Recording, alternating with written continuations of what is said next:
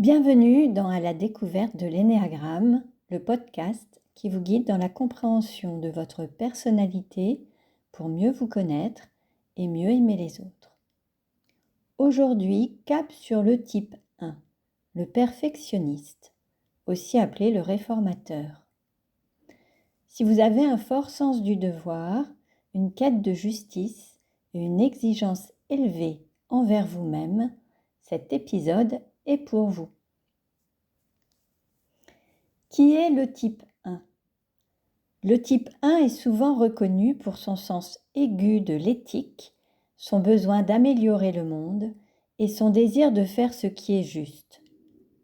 C'est un idéaliste avec une boussole morale très développée.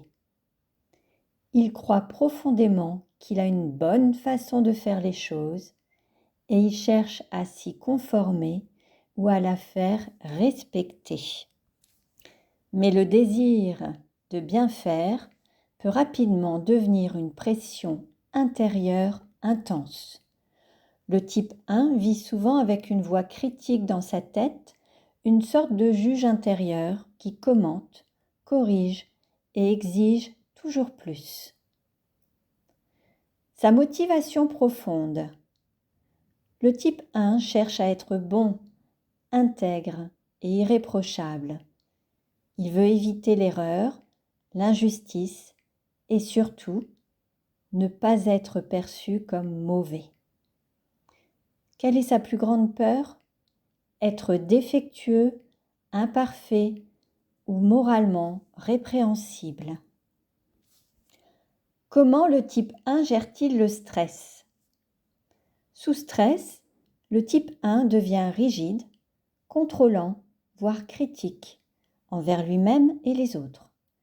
Il se surcharge de responsabilités. Il rumine les fautes et il a du mal à déléguer. Il croit souvent que si je ne le fais pas moi-même, ce ne sera pas bien fait.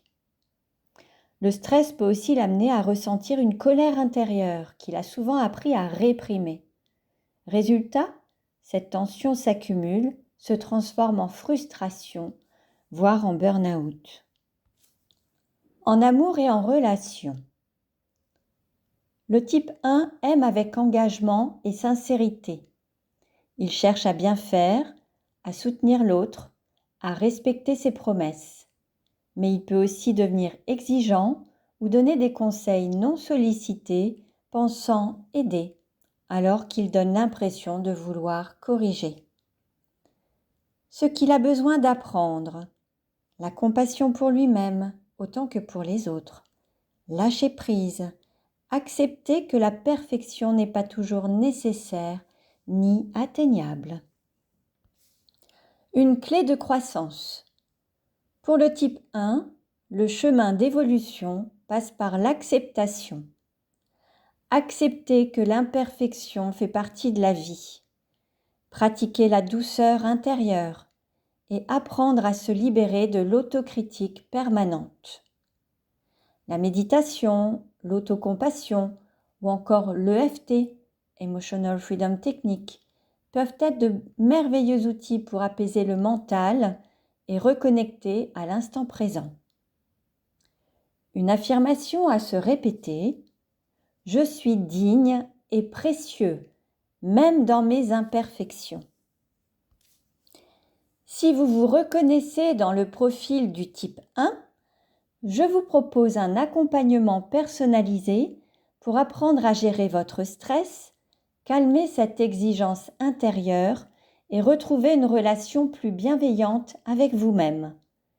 Vous découvrirez des outils puissants comme la kinésiologie, l'EFT, des pratiques de libération émotionnelle et des exercices d'introspection adaptés à votre profil. Pour en savoir plus, rendez-vous sur mon site www.stéphaniebrancard.com ou contactez-moi en message privé.